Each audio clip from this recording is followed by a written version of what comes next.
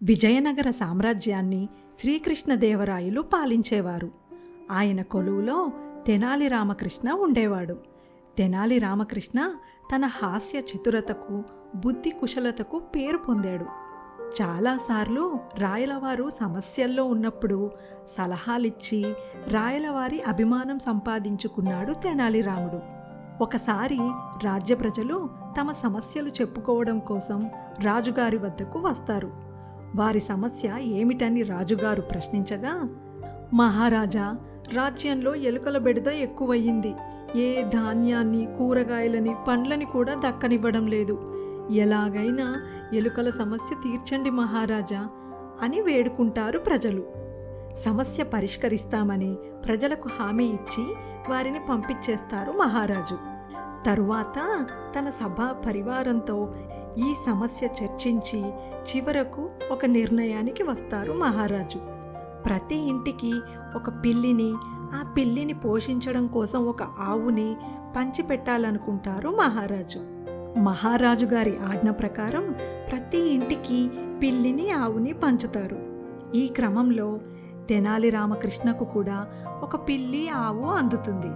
కానీ రాజుగారి ఆజ్ఞ ప్రకారం తెనాలి రాముడు ఆవు పాలు పిల్లికి ఇవ్వకుండా తన ఇంటి అవసరాలకు వాడుకుంటాడు. ఇలా కొద్ది రోజులు గడిచాక తను పంచిన పిల్లులు సరిగ్గా పెంచుతున్నారో లేదో చూడడానికి మహారాజు ప్రజలందరినీ తమ తమ పిల్లులను తీసుకువచ్చి తనకు చూపించమని చెబుతారు. ఈ విషయం విన్న రామకృష్ణ తన పిల్లి సన్నగా అయ్యిందని రాజుగారు అడుగుతారని ముందే ఒక పథకం వేస్తాడు. ఒక పాత్రలో వేడివేడి పాలు తీసుకువచ్చి పిల్లి ముందు పెడతాడు.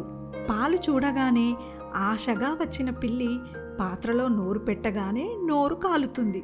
నోరు కాలగానే భయపడి పారిపోతుంది పిల్లి. తెల్లారి ప్రజలు తమ తమ పిల్లులను తీసుకువచ్చి మహారాజుకు చూపించగా పిల్లులన్నీ బొద్దుగా ముద్దుగా ఉన్నాయని సంతోషిస్తారు మహారాజు. కానీ రామలింగడి పిల్లి మాత్రం బక్క చిక్కి ఉండడం చూసి, ఏంటి తెనాలి రామా, పిల్లి ఎందుకలా బక్క చిక్కింది? పాలు పిల్లికి పోయకుండా నువ్వే తాగేశావా అని కోపంగా అంటారు మహారాజు. అప్పుడు తెనాలి రాముడు, లేదు ప్రభు, పిల్లి అసలు పాలే తాగడం లేదు. పాలు చూస్తేనే పారిపోతుంది పిల్లి అని అంటాడు రామలింగడు. ఇదెక్కడి విడ్డూరం? పిల్లి పాలు తాగకపోవడం ఏంటి? మేము స్వయంగా పరీక్షిస్తాం అని అంటారు మహారాజు. ఒక గిన్నెలో పాలు తీసుకురమ్మని ఆజ్ఞాపిస్తారు మహారాజు. పాత్రలో పాలు తీసుకువచ్చి పిల్లి ముందు పెట్టగా మళ్ళీ వేడి పాలనుకొని భయపడి పారిపోతుంది పిల్లి. పిల్లిని పట్టుకువచ్చి ఎందుకలా చేసిందో పరీక్షిస్తే పిల్లి నోరు కాలడం గమనిస్తారు మహారాజు. అప్పుడు మహారాజు కోపంగా, పిల్లికి వేడిపాలు పోసి దాని నోరు కాలేలా చేశావు, ఇలా ఎందుకు చేశావు తెనాలి రామా అని అడుగుతారు మహారాజు. మన్నించండి మహారాజా, మీ ఆజ్ఞ ప్రకారమే చేశాను. పిల్లిని ఎలుకలు చంపడం కోసం పెంచమన్నారు కదా. కడుపు నిండా పాలు తాగిన పిల్లి ఎలుకలను వేటాడదు మహారాజా, నేను మీకు నిరూపిస్తాను అని అన్న తెనాలి రాముడు ఒక గదిలో కొన్ని ఎలుకలను, పిల్లులను వదిలేస్తాడు. పాలు తాగిన పిల్లులు కదలకుండా పడుకొని ఉండగా తెనాలి రాముడు పిల్లి మాత్రమే ఎలుకలను చంపి తింటుంది. అప్పుడు తెనాలి రాముడు, కడుపు నిండిన పిల్లి ఎలుకలను వేటాడదు మహారాజా, అందుకే నేను పిల్లికి పాలు పోయలేదు అని అంటాడు.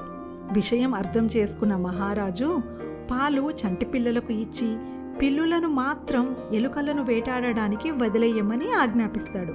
కొద్ది రోజుల్లోనే రాజ్యంలో ఎలుకల బాధ తగ్గి ప్రజలు సంతోషంగా జీవిస్తారు.